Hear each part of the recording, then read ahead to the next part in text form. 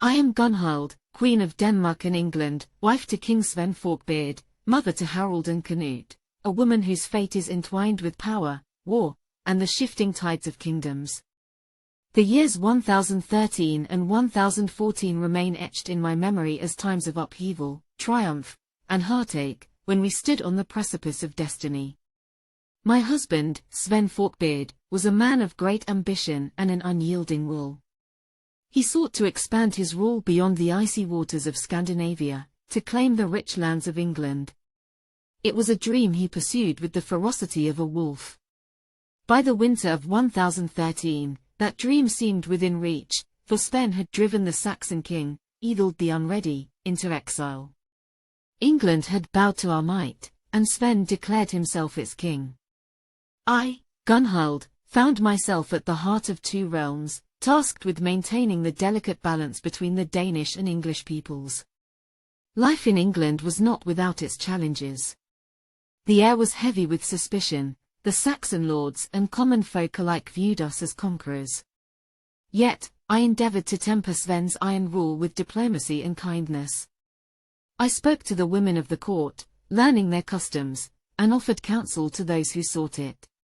My children, Harald and Knut, were my light in those dark days. Harald, the eldest, bore the weight of expectation, being groomed to succeed his father in Denmark. Knut, still young, possessed a sharp mind and an indomitable spirit that mirrored Sven's.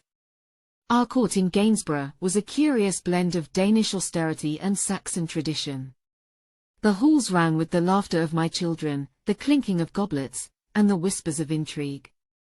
Sven, ever the strategist, held counsel with his jarls and thegns, planning the consolidation of his rule. I often stood at his side, offering my own perspective. He valued my insight, for he knew that my heart beat with the same fire as his. But our triumph was fleeting. In early 1014, as winter's chill began to thaw, tragedy struck.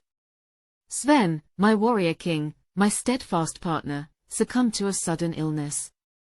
His death sent shockwaves through our court and beyond. In an instant, the foundation of our conquest crumbled. The Saxons, emboldened by his passing, whispered of rebellion. Ethelred, ever the opportunist, sought to reclaim his throne from exile in Normandy. Grief threatened to consume me, but I had no time for despair. I had my sons to protect, and a kingdom on the brink of chaos. Harald, now the King of Denmark, was too far to lend aid, leaving Knut, barely a man, to bear the burden of our family's legacy in England. Knut's determination astounded me. He rallied the Danish forces, seeking to hold what his father had taken. Yet, the odds were against us. The English lords who had once pledged fealty to Sven now turned their backs on us. My heart ached for Knut as he faced betrayal and treachery. I could offer him only my counsel and prayers, for the battlefield was no place for a queen. Still, I reminded him of his father's vision, urging him to persist.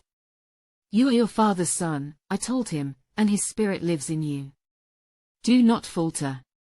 By the spring of 1014, the tides had turned against us. Knut, recognizing the futility of his position, withdrew to Denmark to regroup and plan his return.